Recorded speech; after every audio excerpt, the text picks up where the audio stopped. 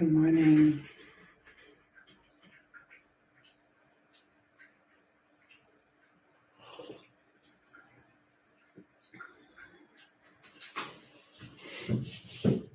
Good. Happy Saturday. Good morning. Good morning. Happy Saturday. How y'all doing? Oh gosh. Whew. Thank you, Spirit. Good morning. Good morning. Happy Saturday. So it is Saturn's Day, and that Saturday is governed by Saturn. Saturn is um, Saturn is a really powerful and complex energy. One of a few. Good morning, James. Good morning, Mermaid in Love 11. Um, Dennis's love. Good morning. So Saturn is really interesting because it is karma and cause and effect. And we have a very negative connotation based upon our Western reality, or based upon our Western understanding and mindset. We have a very negative understanding of karma because we live in a country where the systems have done so much harm without taking accountability. So there is an underlying threat that we all kind of carry inside of us of like, when is the fucking shoe gonna drop? Because we know that we've been doing shit that's bullshit. And that's Saturn. And it's true, Saturn is the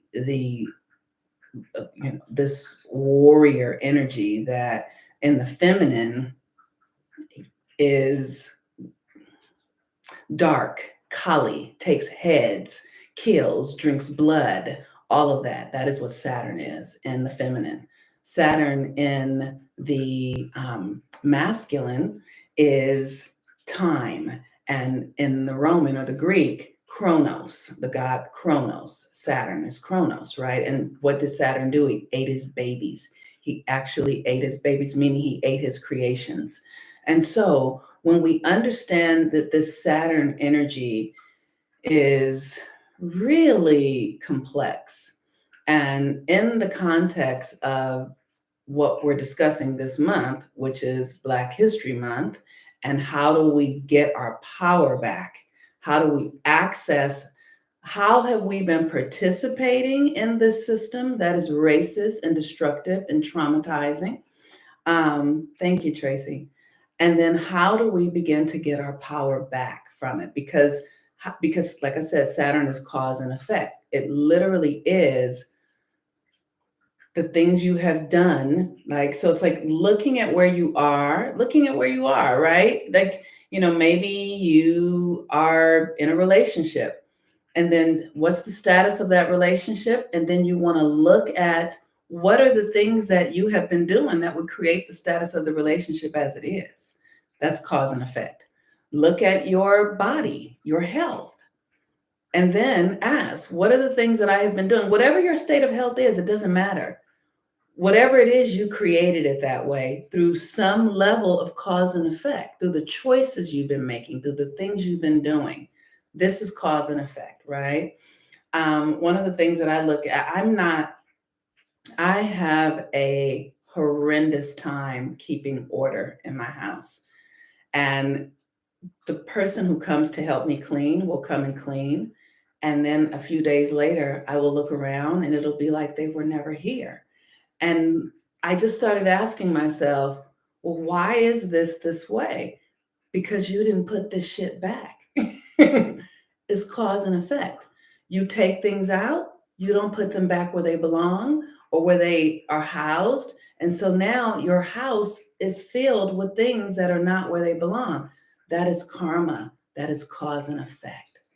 And it works both ways. It works towards the positive, which is, we need positive and negative, because sometimes the negative actually moves us forward just as much as the positive does. So for those people who are like, I got to get negativity out of my life, really, if you get, that's what white privilege is. White privilege doesn't have any pushback, it doesn't have any negativity. That's why they have to go jump off mountains and do things to really drive pressure in their lives, because the system that they are in is so aligned that it doesn't give them any resistance, right? So they have to go climb Mount Everest and do all these things to drive resistance inside of them. So, for those of us who are not inside of white privilege, and that's most of us, it's important to understand that the resistance is necessary. You don't want to remove the negativity. You don't. You want to actually use the negativity in your favor. You want to use the negativity so that it will support you in having greater strength.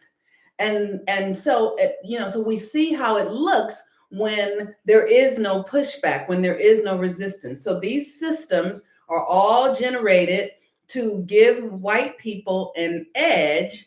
And what we discover is that they are deeply unhappy, right? So they get all the wealth, and they're still unhappy. Why? Because there's no meaning and value, because there was no grit, there was no grind, there was no power generated. It didn't move through their own human development.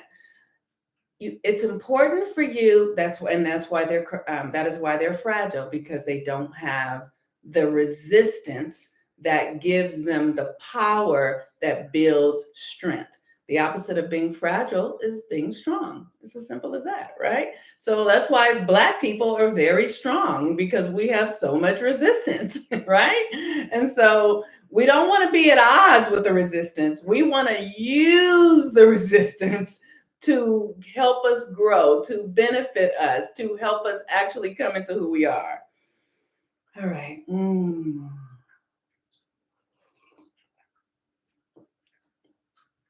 So Saturn in Aquarius. Aquarius is the mind of God, and we're moving into the age of Aquarius, the age of the mind of God, right?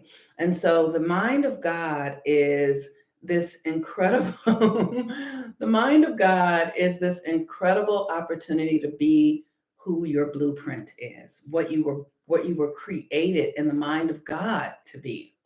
Now, because we have been in this system because we have been in the system that has been rigged um, to suppress and oppress us, many of us under, don't know our blueprint, because we have experienced so much trauma. We're so far away from our blueprint.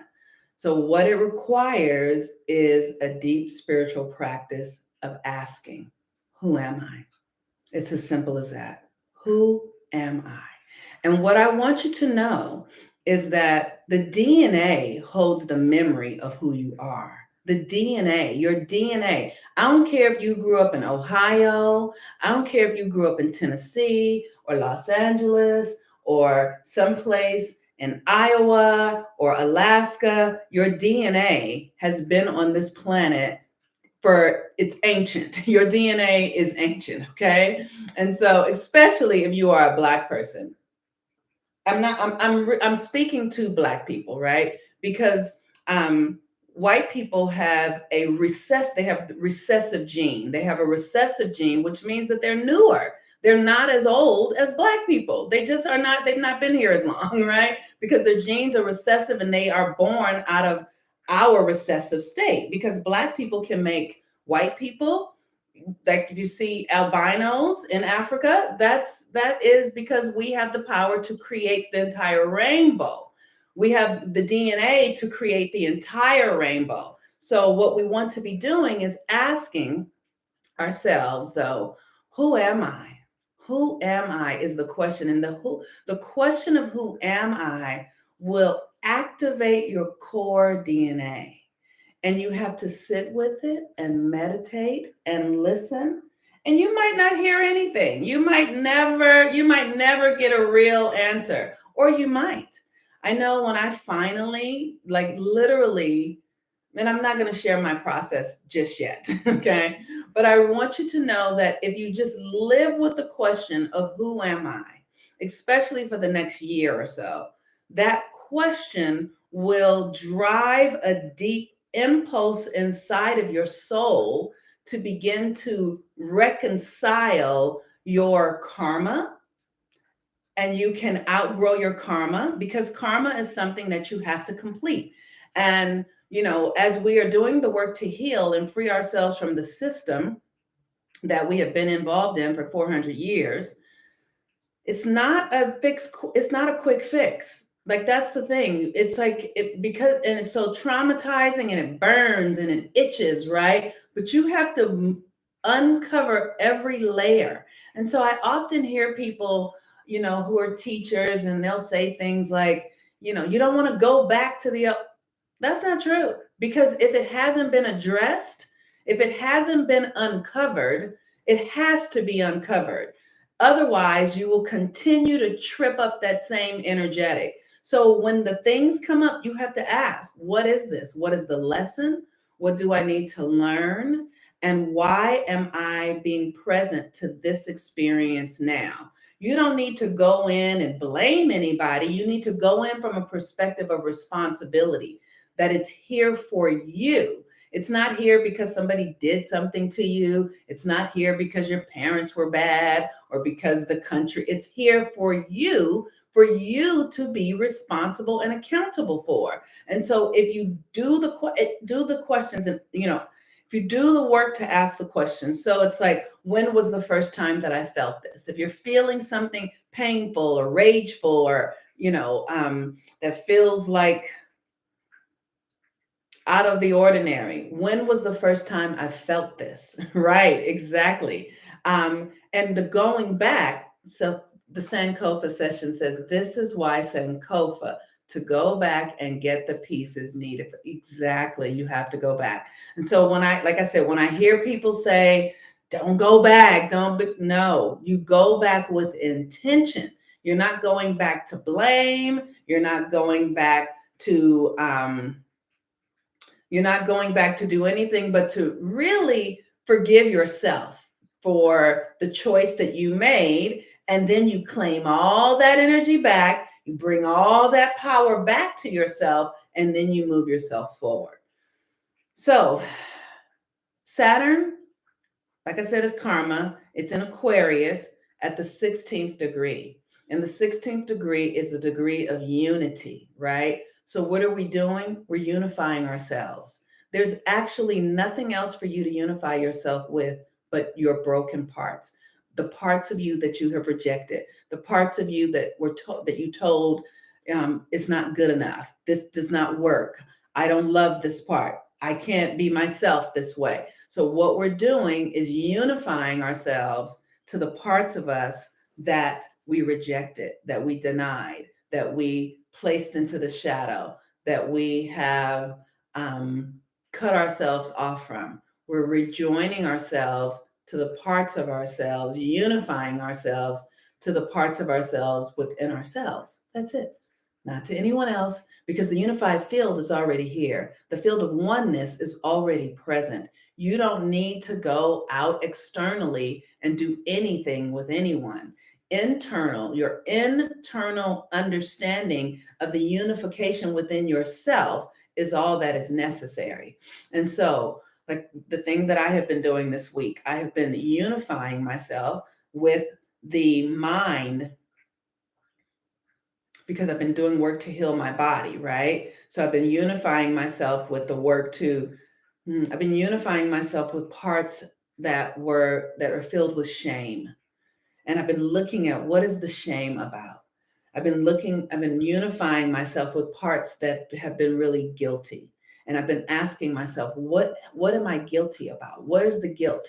And much of this stuff is ancestral. For me, what comes up when I ask about shame and guilt, it takes me through the portal of the time that I was held in religion, in Christianity, where I had shame around my sexual desire, which was organic and divine and pure and natural, where I had guilt around my sexual experiences, which were actually rooted in curiosity and love and an energetic experience that was natural and organic, right? So we have to reclaim that. We have to go back and reclaim that. Like I'm remembering when I first started having sex. I was 13 years old when I actually really started having sex.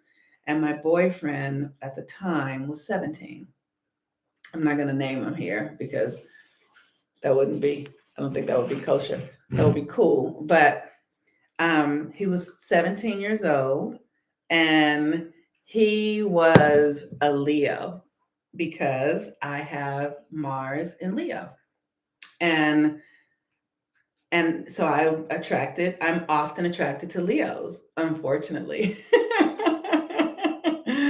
But he was a Leo, and he the summer we started going out, he decided not to go back to school. He decided to drop out of high school, which I understand now because this education system wasn't truly serving us. It was really about control and creating dominance and being like, this is when the prison system really started opening up in the mid 80s and into the 90s. So literally I lived in a community where I watched the crack cocaine epidemic come in. I watched so many of the young boys who were 13 up until like in their 20s begin to start selling crack.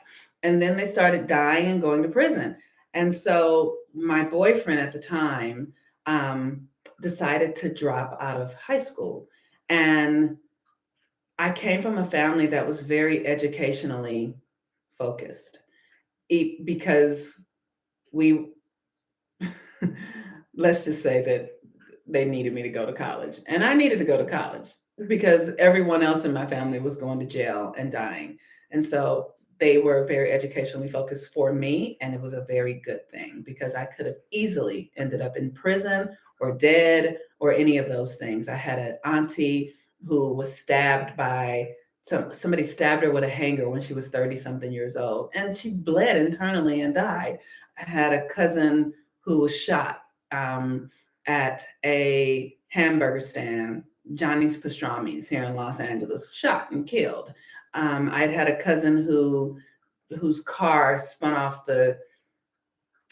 of something with ice. He was in Denver in his car and he died, right? Like, so there had been so much death in my family. And I was, you know, the, my grandmother just had a threatening experience because she had lost so many already, right? And so I took on this experience of really healing the karma in my family. And I did so by beginning to do the work to heal myself. I didn't take it on for my family, like per se, because I can't control other people, but I had to really take responsibility for myself. And I was in a very vulnerable period where I could have really done the things that were undesirable, that would have taken me off the cliff. And really at the nick of time. It was really at the nick of time.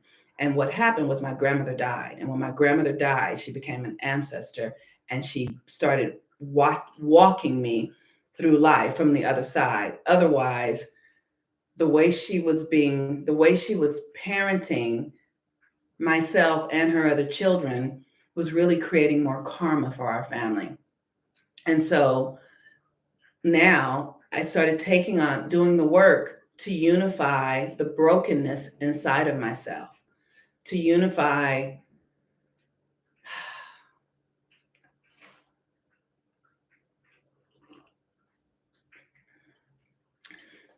the parts of myself that needed to be unified in order to heal the trauma, the systems, the karma, and all of that. And each of us has the opportunity to do that. You can't skip it. It's not something you can just walk past. You have to actually do the work to heal it. You cannot, and guess what? This is another thing. If you don't do it this lifetime, your children will have to do it. And Yeah. If you don't do it this lifetime, you pass it down to your children. It doesn't go away. The karma doesn't go away. And so, even though we are in a system that has been horribly traumatic and devastating for us, if we are willing to do the work, the karmic work to free ourselves, the magic on the other side of it is profound. The magic on the other side of it is profound, but the karmic healing is not easy. And this is why I create the classes and I do the coaching to help. And I will, the classes and the coaching are for white people and black people alike. This is not just for black people because we're all in this system together, but black people hold the shadow. And so when we do the work to heal that shadow energy, the magic and the power exist in the shadow. That is why we were the ones who could create the foundation that built the economy, the medical system, the education system, that built all of it, that built the roads, all of that. We did that because we hold the true power. So when we heal the karma, the power becomes ours to use. And let me tell you how the power works. My entire life, literally now my entire life is led from this magical experience. Yesterday I was at the beach, just sitting, just looking at the ocean, meditating, and I heard these drums playing. I was like, oh, the drums are calling me. So I go to the drums. I just go follow the drums. And there are these beautiful men drumming. They're just these beautiful, gorgeous men drumming. And I start speaking to one of them, and literally he starts talking about all the stuff I'm talking about. He starts talking about healing. He starts talking about this cosmic energy and the light and how the energy is changing now. He literally was almost a replica of my own voice, because and that is what happens. The power and the magic becomes something that just emanates through you and magnetizes you in ways where things become effortless and easy, and you begin to exist in the realm of miracles. And that is the benefit of healing the karma. It is not easy work, but it is rewarding and it is always worth it. Like, I have done it. I have done it. And I want to let you know that at this time, there is no other choice. You're either going to do it or your children are going to do it. And if you don't do it, the karma in you will begin to kind of eat you alive. Like, it will begin to do what karma does, So it's not, look at it as a gift. It really is. Look at it as something that is for you, something that is here to give you the opportunity to heal and transform and love yourself and become who you're really here to be, the blueprint of God that is truly yours and that no one else can access, because you are a keeper of the high wisdom, and it's in your cell structure. It's in your DNA. It's in you. You were born with it.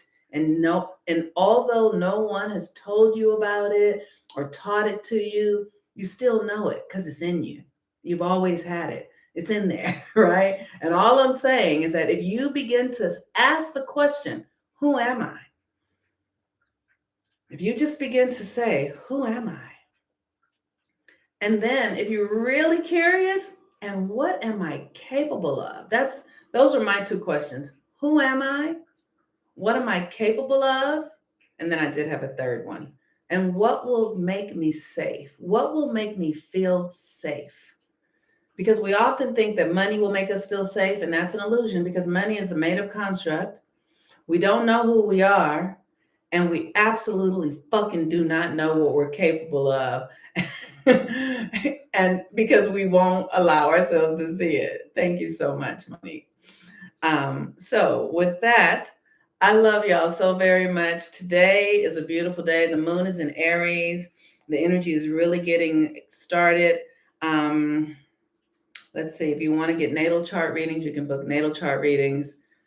There are no retrogrades. There are no retrogrades. Thank you. There are no retrogrades until April. So no more retrograde readings. Um, but what else can I? That's it. Natal charts. Let's just come in and start doing the work to see who we are. Who are you? So come, let's do our natal chart readings, and and I'll start when the next moon class begins. I want all of you to come and join for the next moon class, because we're going to be working for the next moon class. We're going to be doing the full moon in Virgo and the new moon in Pisces. New moon in Pisces, full moon in Virgo. All right, you all. Thank you so much. Have a beautiful day. I love you guys. Talk to you later. Bye-bye.